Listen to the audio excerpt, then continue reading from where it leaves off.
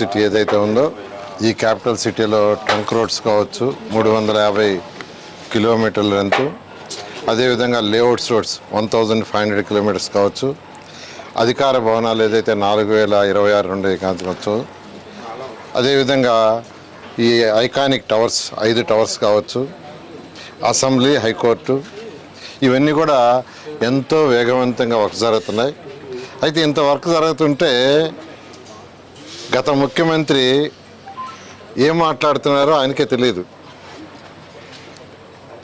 వాళ్ళకే తెలియదు. ఎందుకంటే ఎంతో వేగవంతంగా జరుగుతున్నాయి, ఇంకా కూడా మావిగన్ అని ఎందుకు మాట్లాడుతున్నారో తెలియదు.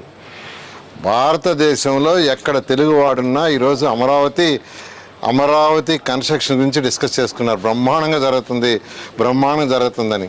ఎందుకంటే ప్రతి లేఅవుట్ వర్క్ స్టార్ట్ చేశారు, ప్రతి ట్రంక్ రోడ్ స్టార్ట్ చేశారు. ట్రంక్ రోడ్లో కానీ లేఅవుట్స్లో కానీ యూజీడీ వర్క్ జరుగుతుంది, రీయూజ్డ్ వాటర్ జరుగుతుంది, అదేవిధంగా డ్రింకింగ్ వాటర్ జరుగుతుంది, అదేవిధంగా వర్షం వస్తే నీళ్లు పోయేదానికి స్టామ్ వాటర్ వర్క్ జరుగుతుంది, అదేవిధంగా ఎలక్ట్రికల్ డక్స్ జరుగుతున్నాయి, అదేవిధంగా టెలిఫోన్ లైన్స్ వాటి యొక్క డక్స్ అన్నీ ప్రతిదీ A to Z ఎంతో చక్కగా ఎంతో వేగవంతంగా జరుగుతున్నాయి.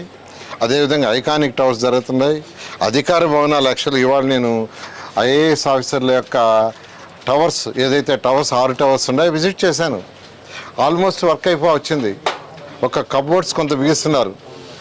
ఈ కబోర్డ్స్ 6 టవర్స్లో కొన్ని టవర్స్ పూర్తి అయిపోయినాయి. నేను విజిట్ చేసిన టవర్ పూర్తి అయిపోయింది. మరికొన్ని